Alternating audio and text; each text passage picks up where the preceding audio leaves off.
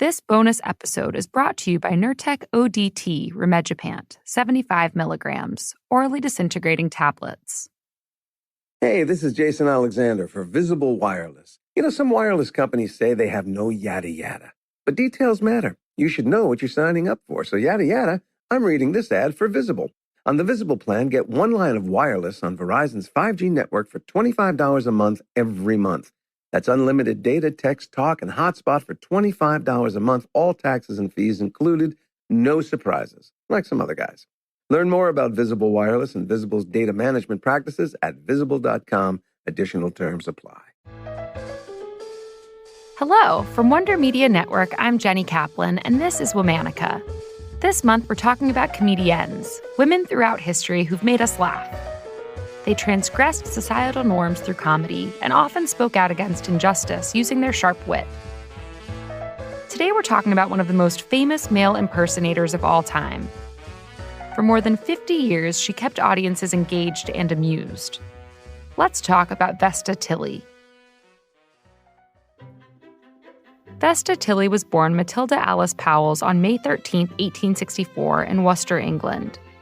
She was one of 13 children born to Henry and Matilda Powles. Henry was a musician and entertainer known around town for his act with his dog. His experience in the business eventually led to a job running the Theatre Royal in Gloucester. Vesta expressed an interest in performing at an early age. So much so that her father put her on the stage at the Theatre Royal when she was just 3 years old. Little Vesta was a natural. She sang and danced and immediately charmed the crowd. Word got out about her talent, and soon people came to the theater specifically to see her. It wasn't long before she was being asked to perform in cities around England. She became known as the Great Little Tilly. Vesta could feel that she hadn't quite found her sweet spot yet. Something was holding her back. She decided to trade in her dresses and skirts for her father's coat and hat and pretend to be a boy. One night, her father walked in while she was experimenting with his clothing. He must have seen something in it. He decided to buy Vesta her own set of men's clothing. At 5 years old, Vesta performed as a male impersonator for the first time at Day's Concert Hall. It was a risky decision for her to perform as a boy during the conservative Victorian era, but people loved it. Physically, Vesta was small and slender, which helped her look more believable in her impersonations. She put her long hair under a wig and wore well-tailored men's clothing. And Vesta didn't just look like a man, she acted like one too. She spent time watching and studying men so that she could imitate their most stereotypical behaviors and poke fun at them. She often played the principal boy, a leading male role usually played by a woman. Vesta depicted various popular characters such as policemen, soldiers, judges, and sailors. By the time she was 10 years old, Vesta was performing her act on a tour around London. This skyrocketed her popularity and publicity. It was during this time that she adopted the stage name Vesta Tilley. During this era, the music hall scene had gained a vulgar reputation. But Vesta didn't buy into it. She came in knowing exactly what she was going to do. Her show was highly scripted and didn't involve much crowd work. Audiences loved how she portrayed the socio-political environment of the time, especially when it came to traditional gender roles. I'm following in Father's footsteps, following the dear old dad. He's just in front with a nice big girl who I thought I'd have one as well. I don't know where he's going. When he gets there, I'll be glad. I'm following in Father's footsteps, yes. I'm following the dear old dad. Her performance had something for everyone. Working-class men were amused by her satirical portrayal of the upper class. And women enjoyed how Vesta portrayed a more poised and beautiful type of man. Her rise to fame coincided with a period of women's empowerment. Women were fighting for their rights and defying gender norms that Victorian society had placed on them. Vesta not only benefited from this, she also took part in it through her work. Being able to embody these different male personas unlocked a sense of freedom that she didn't feel she could achieve in female roles. Over the course of her career, she went on 6 tours in the United States that were all very successful and well compensated. She was one of the highest paid performers in the British music hall circuit during her time. And the money didn't just come from performing. She also had licensing deals. Fans could buy Vesta Tilley cigars and socks. Well into her career, Vesta married Walter de Vries on August 16, 1890. The duo made a good match. She was a theater performer, and he was a theater manager. He owned multiple theaters around England, where Vesta was frequently the headlining act. On July 1, 1912, Vesta performed in front of King George V and Queen Mary at the Palace Theatre in London's famous theatre district, the West End. Although cross-dressing was a common form of entertainment by that point, Queen Mary was apparently not a fan.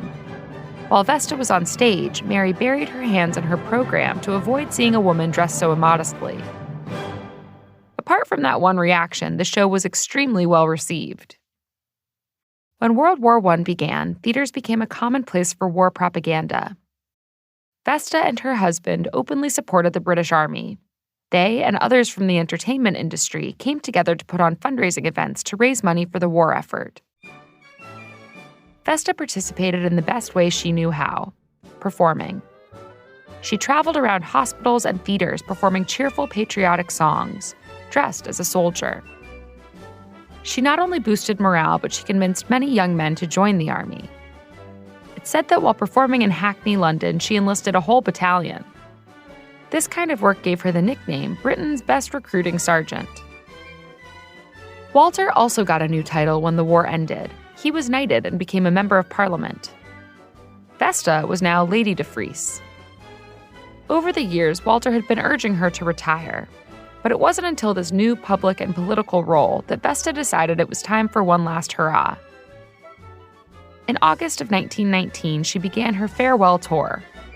She traveled to the major cities and towns across England and gave her adoring fans a final look at her hilariously witty depiction of men in society.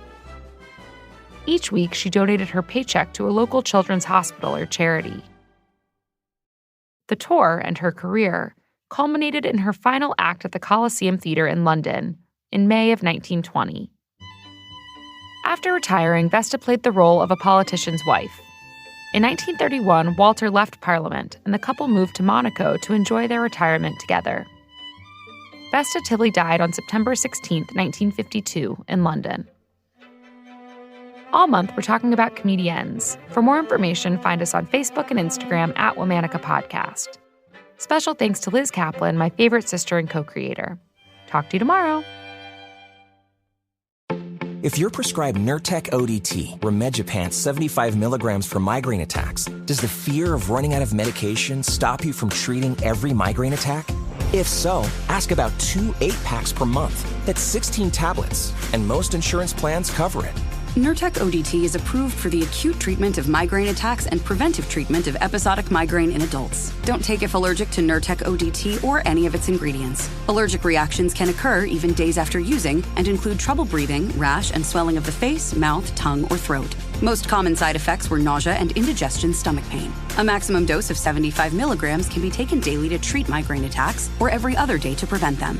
The safety of using more than 18 doses of Nurtec ODT in a 30-day period has not been established. For full prescribing information, call 1-8334-NURTEC or visit Nurtec.com.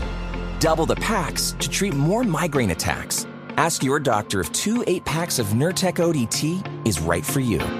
Hey, this is Jason Alexander for Visible Wireless. You know, some wireless companies say they have no yada yada, but details matter. You should know what you're signing up for. So yada yada, I'm reading this ad for Visible. On the Visible plan, get one line of wireless on Verizon's 5G network for $25 a month every month. That's unlimited data, text, talk, and hotspot for $25 a month, all taxes and fees included, no surprises, like some other guys. Learn more about Visible Wireless and Visible's data management practices at Visible.com. Additional terms apply. No one likes to talk about money. Am I saving enough? Can I buy a house? Am I paying too much in taxes? Will I be able to retire? What if you could unlock insights about your finances in less than 5 minutes with a clear picture of where you stand today and where your money can work harder? Now you can. Visit Facet.com to take the free quiz and get your financial wellness score today. That's FACET.com. This ad is sponsored by Facet. Facet Wealth Incorporated is an SEC registered investment advisor. This is not an offer to buy or sell securities, nor is it investment, legal, or tax advice.